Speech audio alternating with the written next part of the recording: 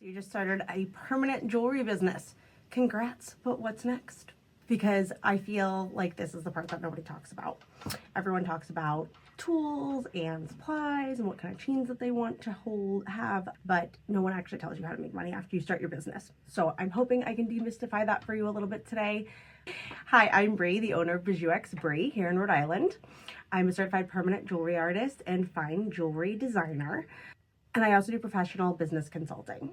I look at this both from like a creative perspective as well as the business side of things. And in this video, brought to you by Bay & Stu, they're one of my go-to suppliers, especially for more unique connectors as well as beautiful chains. All right, so step one, let's make this thing a real business, okay? So first, if you want to make real money doing this, you have to treat it like a real business.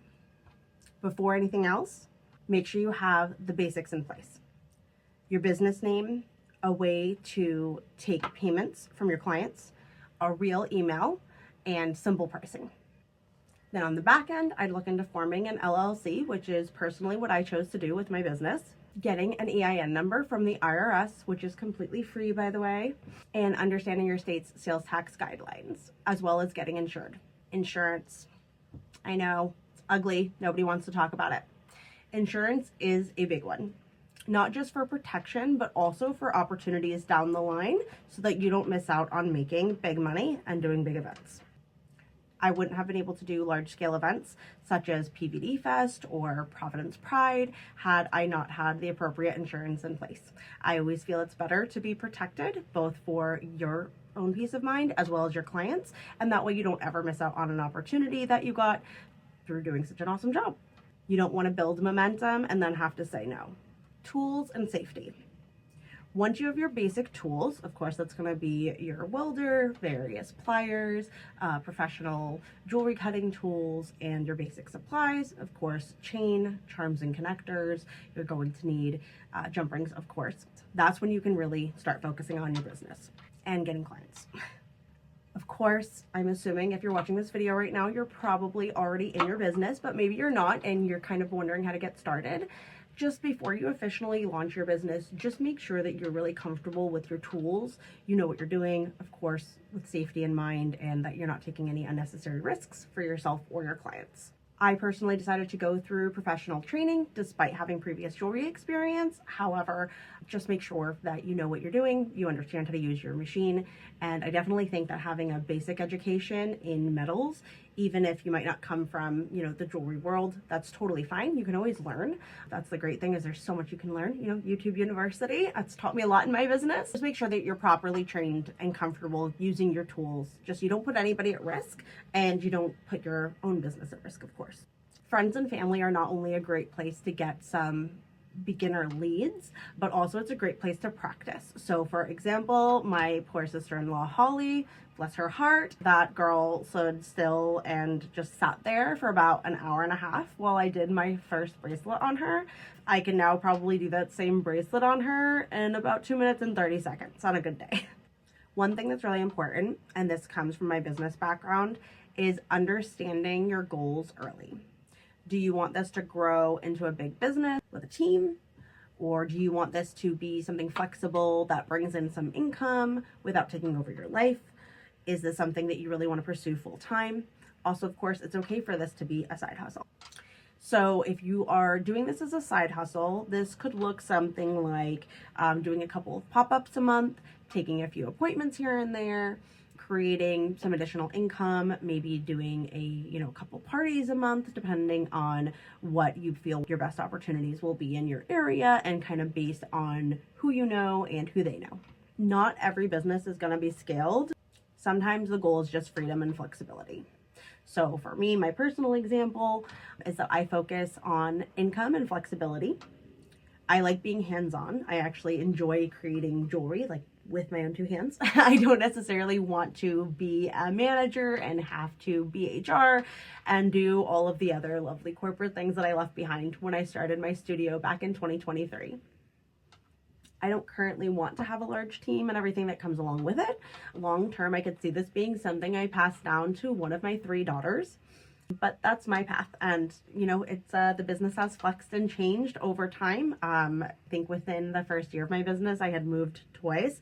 So, you know, things can change. And I think it's that balance of being open towards change while making sure you're moving in the appropriate direction, if that makes sense. We're going to discuss branding. Your brand image is ultimately going to determine what you can charge. People aren't just buying jewelry, they're really buying the experience. So your setup, your packaging, how you present yourself, it all matters. If your brand looks like you offer a $50 bracelet, you're going to attract $50 clients. When it comes to what actually sells, bracelets are definitely going to be the fastest and easiest entry point for most clients and business owners. But when you really start increasing your sales is with add-ons. So for example, that could be adding connectors, charms, maybe you're selling a cleaning kit, anything that you can make that's a little extra that doesn't feel like a money grab. I think that's definitely something that you should consider. So one of the things about me that I think helps differentiate me here in the market in Rhode Island is that I offer a really large selection using unique connectors like real gemstone birthstone connector or the hand stamped connectors that Bijoux offers. I love those. Those can really elevate your offering and elevate your overall sales ticket at the end of the day. Part of what I love about having my own jewelry business is that I get to decide what's in stock. Okay, so let's get into what you guys really want to know. How to get clients, right? Okay, so just want to reiterate this because this is something that I struggled with when I started my business. You do not need a perfect website. I can tell you there are probably many businesses in your community that are successful financially and probably don't have the world's most expensive, amazing website in the world. I do think it should be basically functional. Ideally, you will have something out there. I'd rather it be clean, functional, and give people your contact info rather than trying to perfect a website and not actually getting out there and doing jewelry, because at the end of the day, that is what is going to help you spread the word about your brands and get out there in the community.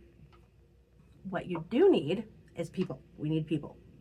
So start with your friends and family. Small gatherings, maybe like a girls' night in. Maybe you have a cousin who does a book club and would love to do some, book-themed charms. I actually did a really luxury, very nice book club getaway weekend and used the hand-stamped book connectors from Bijoux. They were a huge hit at the party, and I loved that I could get something that was that unique really quickly because I didn't have to place a custom order, which was really nice. Think about local events. Are you a part of any organizations, or is anyone that you're close with part of any organizations that might regularly host events that could get you in? This could be something like possibly a fundraising event for a local animal shelter. It could be a community event, a community celebration of some kind. For example, last year and now this year I'm signed up again, our neighboring town, they have a Cumberland community celebration every year. It's a big opportunity for local Rhode Island businesses to get out there and the community to get together. It's kind of like a food truck event. There's fireworks, there's bands. It's a really, really fun time. And I love being able to get out there and meet so many people that probably walk past my studio all the time. Anything that gets you experience in the beginning, take it, especially if it can be something that's low pressure. Your first goal, your very first goal, should just be getting 10 clients. That's it. I want you to do 10 pieces. 10 pieces, 10 different people. That's your goal, okay? And it should be 10 paying clients. Discounts and everything are lovely. Believe me, I have 3 little girls. I'm constantly getting harassed for free jewelry. But just remember, once you get your first 10 paying clients, I feel like that's when you're like truly in business, if you know what I mean. All right, repair responsibility. So I do think this is really important. This is a little bit of like my own soapbox here. So one thing I don't hear talked about enough is having a plan for repairs. If you're only doing pop-ups and you don't have a consistent place where you can take clients, like a studio, that could impact your word of mouth and possibly your customer reviews. Even if you don't have a full studio, I do really recommend having a reliable and comfortable way to be able to meet clients. And also think about that when you're booking your pop-ups. Think about, if you want to do that pop-up 3 hours away, that's fine. But just think through, if somebody calls you that was local to that area, in 3 days after the pop-up because they broke their bracelet. How are you going to handle that? I think just thinking through that and figuring out what works for you is going to make a lot of sense and probably save both you and any potential customers any heartache going forward. Personally, I think being able to handle repairs, at least just from your own clients, you don't have to do anybody else's if you don't want to. I think that just makes you a responsible permanent jewelry owner, business owner. I can tell you in my market, I do often hear that I am the only permanent jewelry artist who does repairs. My thought is that if the jewelry studio that you spent a bunch of money at doesn't want to take you back for a repair, come on in, check me out. Let's see how things work out. That way they've had both experiences and they can compare, and maybe next time when they're going to spend their money on some jewelry, they'll, reconsider where they want to go. I look at that as an opportunity to capture a lead personally. Okay, so once you get comfortable, events is where things really scale. Private parties, bachelorettes, weddings, girls' nights in, that's where you can serve multiple clients in a short amount of time. And you're not just selling jewelry. That's, again, really where you're selling that true experience. I think being able to, do a girls' night in with permanent jewelry is super fun because it can be whatever the client wants. So I've done everything from going to a client's Galentine's pajama party and like head to toe pink pajamas, all the divorce parties, and I will do everything I can to kind of tailor the experience to them.